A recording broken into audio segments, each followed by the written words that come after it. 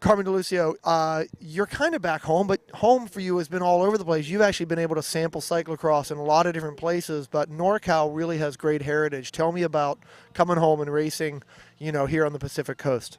It's great. We have several really strong series here with the Surf City and this year with the Pilarcitos series.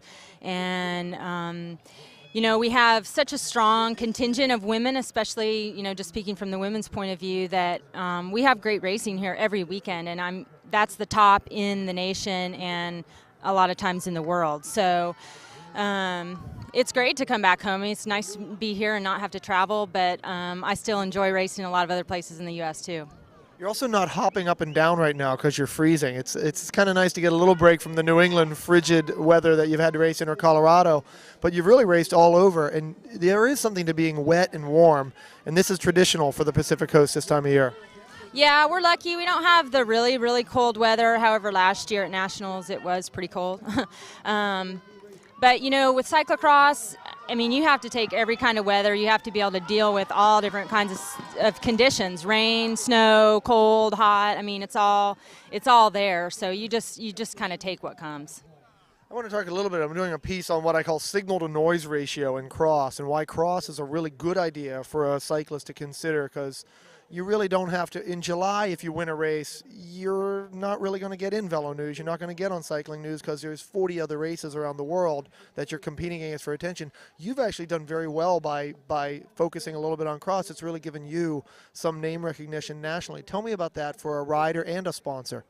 It is great. It's a time of year when, road cycling and mountain biking aren't, taking the majority of the coverage. So cyclocross gets a lot of press, and yeah, if you're doing well in the sport, you're definitely going to get your name in a lot of publication and TV stuff. So it is fun in that way. You get a lot more recognition. People kind of know who you are, and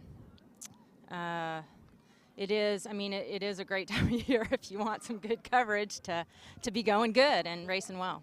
You've actually had to make a choice. You've been very good on the road, very good off-road in your career, and you just decided, I'm going to focus on these intense 3 months, and it really has paid off for you.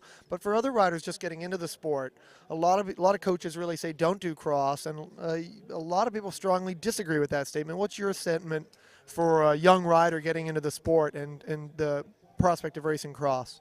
Well, right now, especially for the women, there is such a huge opportunity, and it can be your primary sport. I've done it for the last 2 years, and Grandy has kind of specialized in it, and it's getting, it's growing, and right now, if somebody wants to really make a name for themselves in cross, for women riders, now is the time to get into it.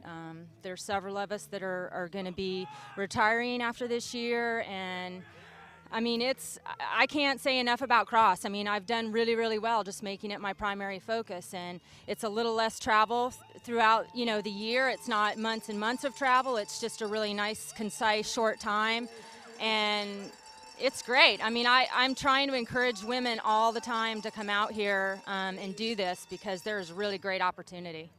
In terms of your career, you're old school cross back in New England in the days when it was a guy with a cone and a clipboard and a whistle. It really grew during your career to rather dramatic proportions. We have great sound, we have arches, hard fencing, and bigger crowds. You've seen, places like Baltimore, places like the Presidio. Just tell me about the production value and what that means as a racer to have a great, big, crazy crowd at a Nationals or a Super Cup. Well, I really got into it probably right kind of on the borderline when it was really starting to get big with Super Cup and series like the Pilarcitos series, and it really makes a huge difference when you have a nice big setup.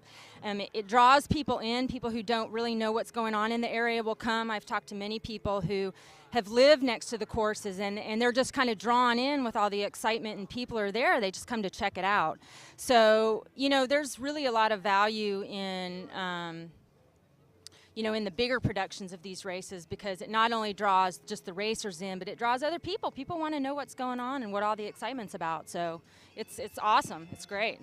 All right, CarmenDalusio, thanks a lot for the time. Good luck today.